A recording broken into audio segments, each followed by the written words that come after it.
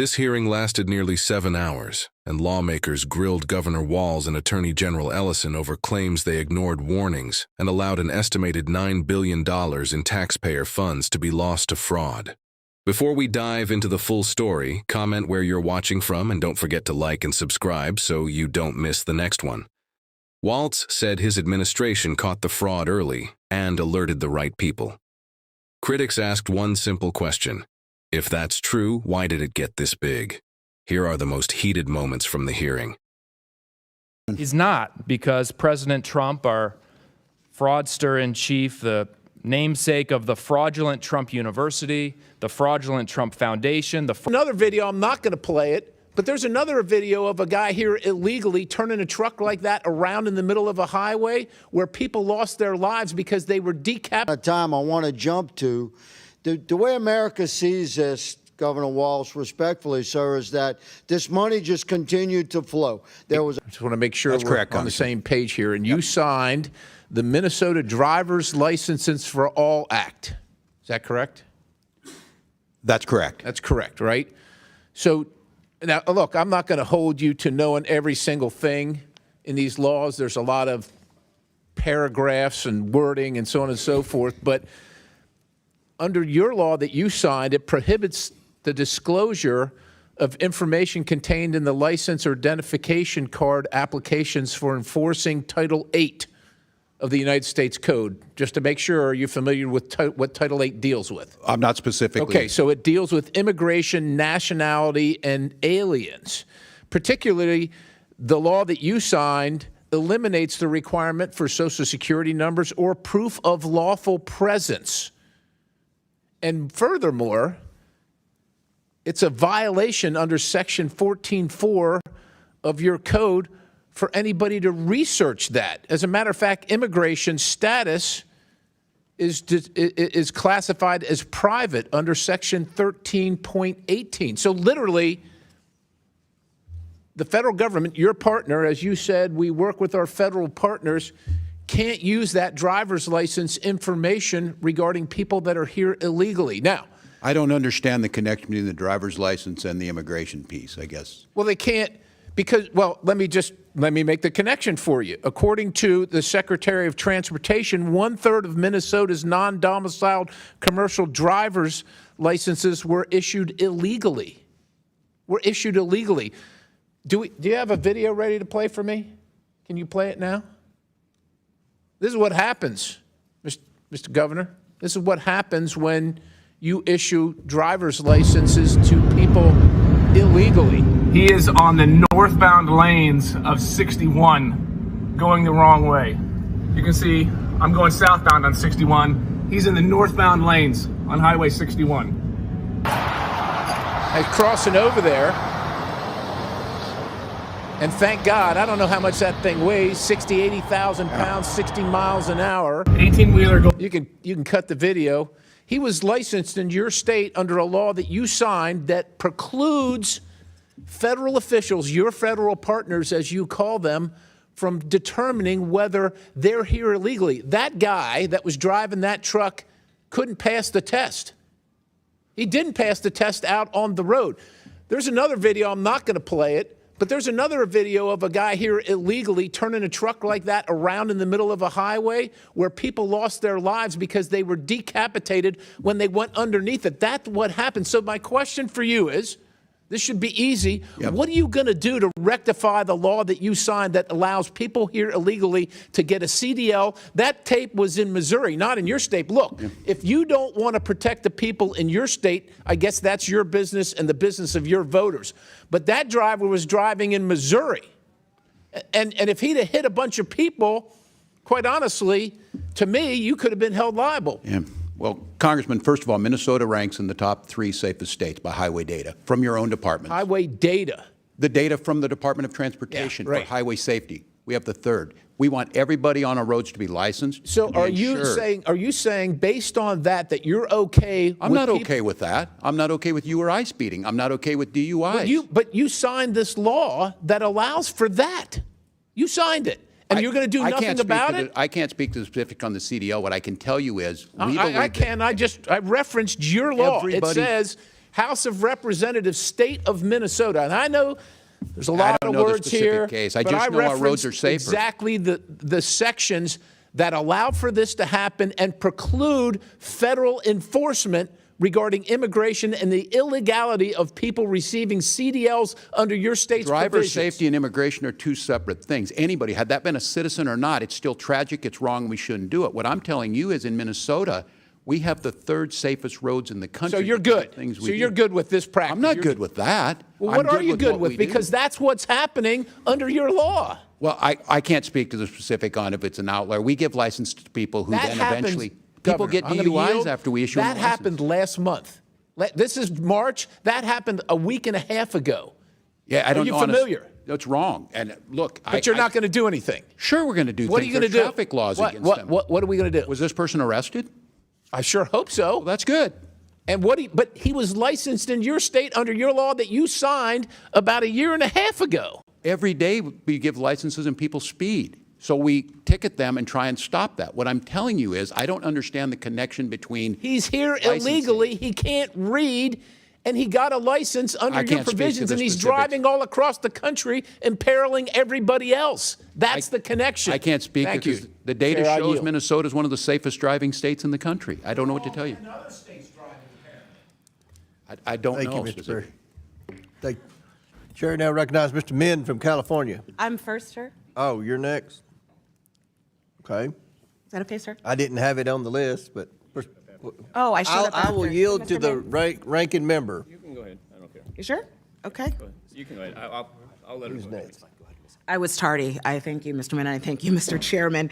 Good afternoon, and thank you, witnesses, for coming today. So what I've heard so far is feeding our future, $250 million stolen.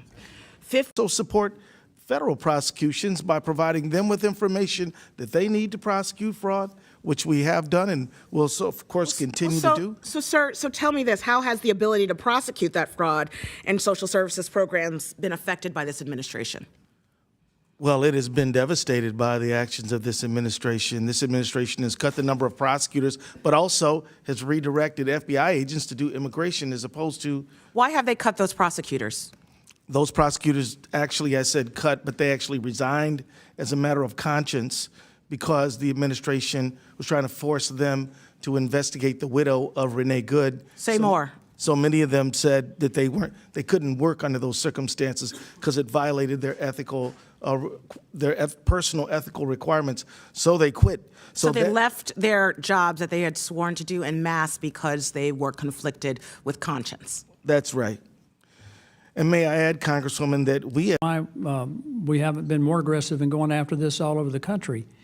The fraud that was mentioned by my colleague was SNAP benefits, and that's in California, his own state.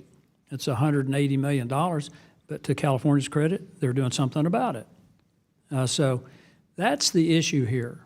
I'm not interested in scoring political points. I'm trying to stop the fraud. I appreciate that, Congressman. To get to a place where the public at the state and federal, in terms of state and federal spending, has confidence that we're properly managing the money and wherever fraud occurs that we're aggressively pursuing it. I think that's the question that's been raised about how your administration handled this. Mr. Chairman, I yield back.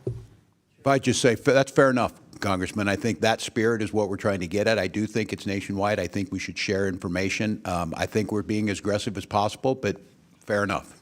Mr. Chairman, I'd like to seek recognition for a unanimous consent. Terms ever since, correct? That's correct, Mr. Chairman. During the time period 2019 and 2020, while you were serving as governor, isn't it true that state auditors and officials raised concerns about fraud and vulnerabilities in programs overseen by your administration? I can't confirm that, but I'm assuming we have always ongoing OLA. I'll take that as a yes. Those warnings were communicated to senior officials in your administration, including yourself, correct? I can't speak if it was directly. I think the correct answer to that would also be yes. Despite those warnings, you did not order a broad stop payment or suspension of payment in any program at that time, correct? We're not going to stop payments of feed children until we have the proof that things happen. In 2019, we did start taking action. I went to the legislature. That legislative Governor session. Walz, when fraud concerns were raised early in your tenure in the Child Care Assistance Program, did your administration stop payments at that time? The Child Care Assistance Program and The answer is no. When fraud concerns were Would raised... you like me to answer or not, Chairman? Well, it's yes or no. I want you to help. You've already answered the question. You said you didn't ever stop payments, and that's what the problem is, and that's what the Democrats are complaining about. Oh, my gosh, Trump stopped payments. Well, my God, you lost billions to fraud in Minnesota. That's what this hearing's Mr. about. Chairman, you didn't stop payments because you didn't want to rock the boat. And when fraud concerns That's not were correct, raised... Chairman. When fraud concerns were raised in Medicaid, home and community-based services, did your administration stop payments? No, you did not. When fraud concerns were raised in non-emergency medical transportation, did your administration stop payments? Chairman, if I could mention what a stop payment meant by what the administration did last week is 400,000 children without health care. Are you stopping payment if one person? We believe that's your fault and the Attorney General's fault, because you do nothing about fraud, even though everyone in America sees our Medicare error rate is lower than your state. Fraud. You have been defrauded. You have not been good stewards of the taxpayer dollars.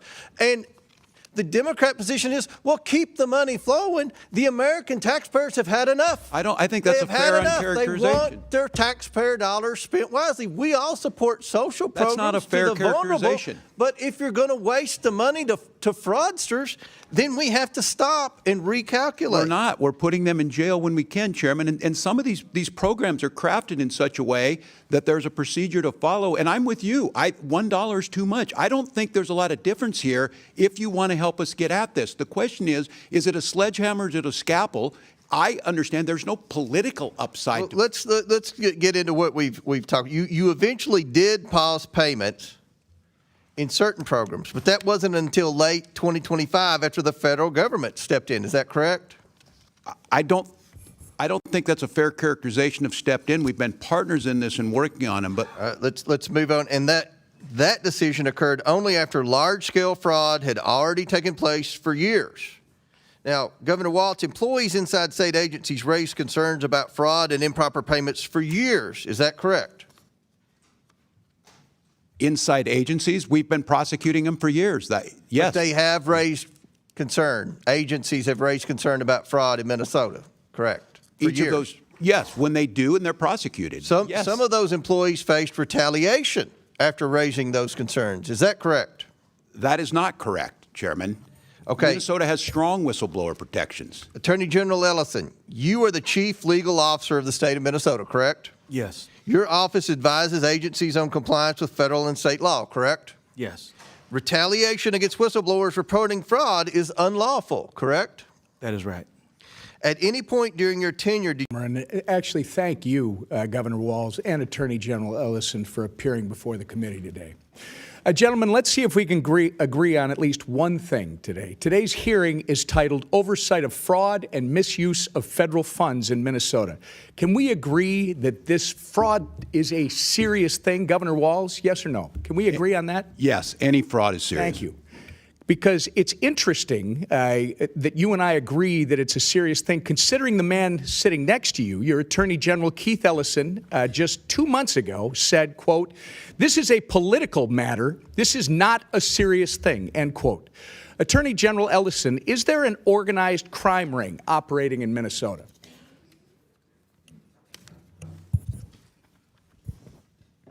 I'll answer for you, sir. Governor Walz believes there is an active crime ring in our state. In October, the governor said, quote, "We've got an organized crime ring in Minnesota. I think it's been going on for years." Moving on, Mr. Ellison, I, along with millions of Americans, have grave concerns over your alleged relationships with Somali fraudsters who have since been charged and convicted of federal crimes. I'm sure you are aware that over 90% of the defendants charged in the Feeding Our Future fraud case are of Somali descent. In fact, you have personal knowledge of these people. There's a 54-minute audio tape of your meeting with these criminals in December of 2021. And during your meeting, they complained to you about increased scrutiny of their nonprofits, and you told them, quote, "Of course I'm here to help," end quote. It's on the internet. Anyone can listen to you say that. Since then, you claim you were not aware of their crimes in the $250 million Feeding Our Future scheme, the largest pandemic fraud case in the nation. But just weeks after your December 2021 meeting, the FBI executed search warrants that you never would have requested in the Feeding Our Future fraud investigation. Now let's fast forward to September of 2022, 10 months after you met with the Somali fraudsters. Your office issued a press release stating, quote, Minnesota Attorney General Keith Ellison and his office have been deeply involved for 2 years in holding Feeding Our Future accountable, end quote. So according to your office, sir, you have been deeply involved in the Feeding Our Future case since September of 2020. That actually sounds like you are saying that at the time of your infamous meeting with the Somali fraudsters, you were already aware of the allegations of fraud. When you had this meeting in December 2021, did you know, sir, about the long-running FBI investigation into Feeding Our Future? Yes or no? Mr. Chairman, Representative Emmer. Reclaiming my time. When did you personally become aware of the FBI investigation? That's all I'm asking. Representative Emmer, as you know, I have addressed this issue many times. All right. Reclaiming my time. In that same meeting with the fraudsters, Mr. Attorney General, you took aim at the Minnesota Department of Education. You stated that the Minnesota Department of Education had fought the nonprofit in very disgusting ways, in a very racist, xenophobic, and Islamophobic manner. You actually asked for the names of all these folks who are just hung up and offered to call the Minnesota Department of Education to, quote, demand some explanations. We now know that when you made these comments, the Biden DOJ was working with the Minnesota Department of Education and that their work exposed the massive fraud ring. Pretty bad look for you, sir. Either you were oblivious to what was going on under your nose, or worse, you were trying to obstruct the work of the Minnesota Department of Education. So I can see the time is getting short. Mr. Chairman, we are left with two questions. One, what did Governor Walz and Keith Ellison know about the fraud? And two, when did they actually know it? I would suggest that if they do not give direct and truthful answers to both these questions at this hearing, then they both need to be put under oath in a deposition. This is a serious thing, Mr. Attorney General. You are the only one who thinks protecting taxpayer dollars is political. Mr. Ellison, my concern is that you actively obstructed this investigation in exchange for campaign donations, a quid pro quo. If these concerns are proven to be true, you should be disbarred and you should go to jail. I yield back. Gentleman yields back. Chair now recognizes Ms. Norton from Washington, D.C. Thank you, Mr. Chairman. But at the federal level, if a convicted fraudster is pardoned, that pardon can wipe out their obligation to pay restitution to the victims. Are any of our witnesses familiar with this individual? I know you're far away. His name is Jason Galanis. Sound familiar? I am not, Congressman. Jason Galanis, according to the federal judge who sentenced him to 15 years in prison, is a serial fraudster and a con man who defrauded a pension fund in a Native American tribe of $80 million. I'll put it in simpler terms. He stole money from retirees. Do any of our witnesses know what federal prison Mr. Galanis is being held in? I do not, Congressman. He's not, because President Trump, our fraudster-in-chief, the namesake of the fraudulent Trump University, the fraudulent Trump Foundation, the fraudulent Trump Organization, pardoned him and relieved him of the requirement to pay restitution to his victims. A member of this committee, Mr. Jordan, recommended to President Trump that he be pardoned. Any of our witnesses familiar with this individual? His name is Jeremy Hutchinson. I am not, Congressman. Mr. Hutchinson is a former Arkansas state senator, Republican, convicted of a multi-million-dollar public corruption scheme, embezzlement, bribes, illegal campaign contributions, conspiracy to commit bribery. Mr. Homan might know something about that, for passing legislation that benefited an orthodontist who was paying him off. President Trump's Department of Justice in his first term prosecuted him. a judge sentenced him to 8 years in prison and ordered him to pay $355,000 in restitution to his victims. Any of our witnesses know where Mr. Hutchinson is serving that sentence today? I have a guess. I have a guess, too. He's not serving a sentence because President Trump pardoned him, relieving him of his restitution obligation. A corrupt politician, prosecuted by Trump's Justice Department in the first term, pardoned by Trump in this term. Trump has pardoned fraudster after fraudster, denying victims, we talked about victims, taxpayers, senior citizens, children, the restitution they deserve. $1.3 billion. That's the total that Trump's pardoned fraudsters have been relieved of paying their victims. The chairman called this hearing because he's concerned about fraud, about accountability. I share those concerns. But where is the hearing on the $1.3 billion Trump has relieved his pardoned fraudsters from paying their victims? Did those victims get a voice in this Congress? There's a lot of outrage today. Raised voices on both sides.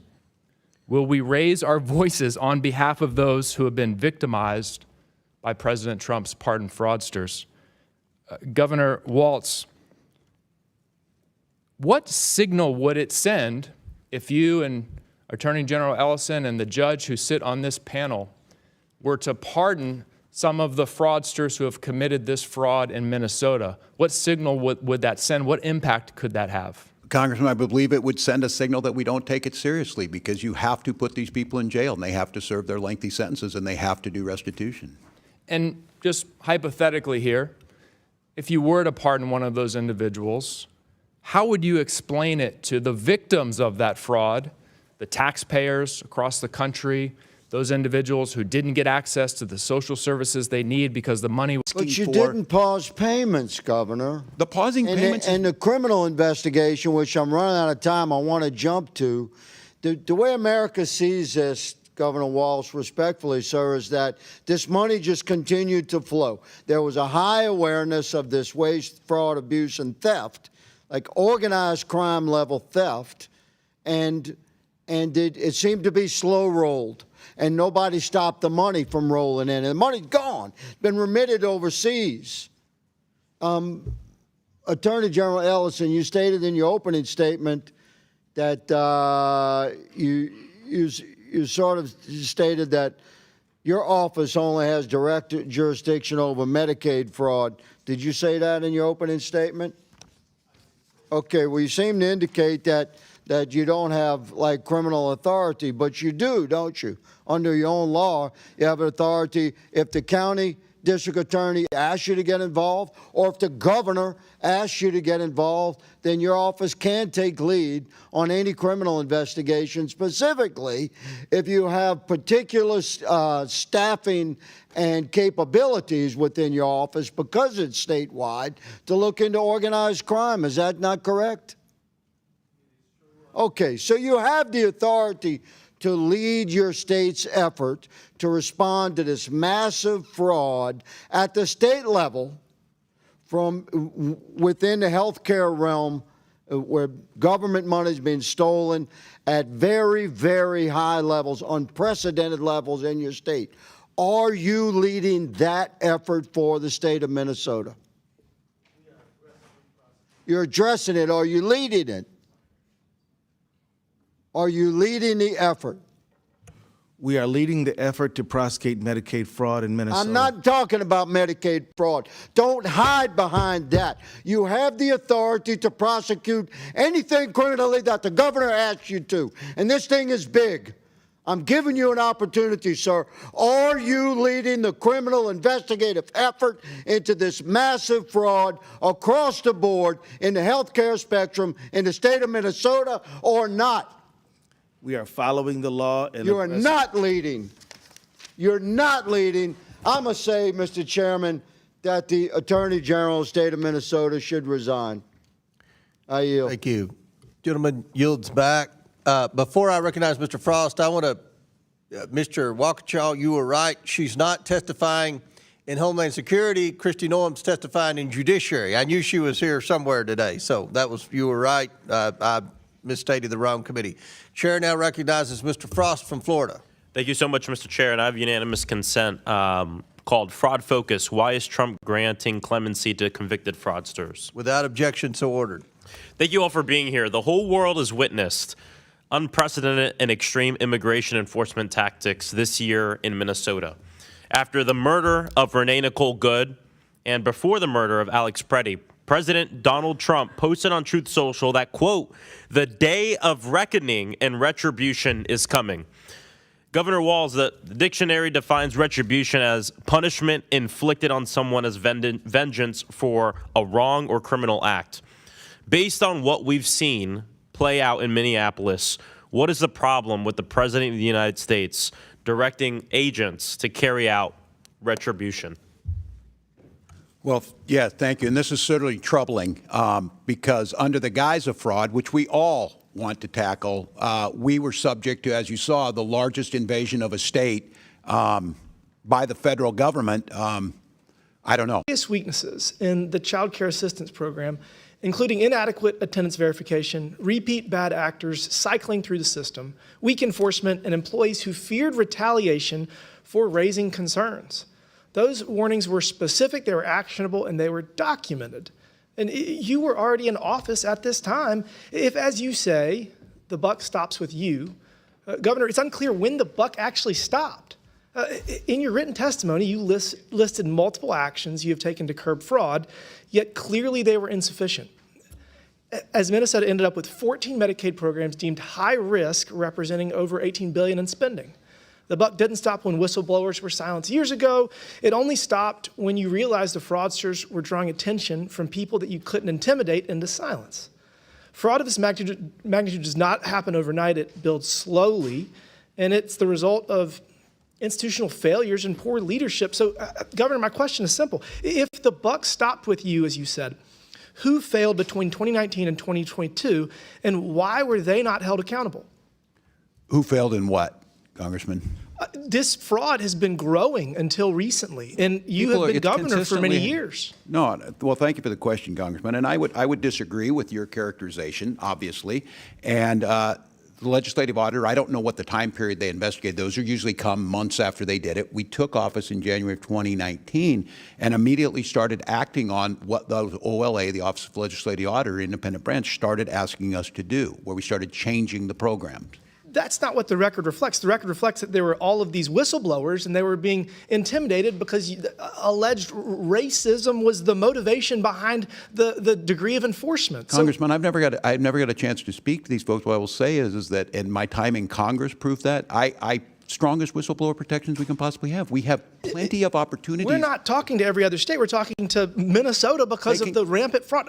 So look, is there no fraud in any other states? 3 members of the Minnesota State House of Representatives who all served on the Fraud Prevention and State Oversight Policy Committee gave transcribed interviews that confirmed that your administration was aware of the fraud happening in the state, yet chose not to act due to fear of political repercussions and intentionally silenced whistleblowers who have tried to come forward. Well, that's incorrect. Mr. Chairman, I'm going to insert this in the record. Roadmap to Program Integrity and Fraud Prevention. It's a report, Mr. Chairman.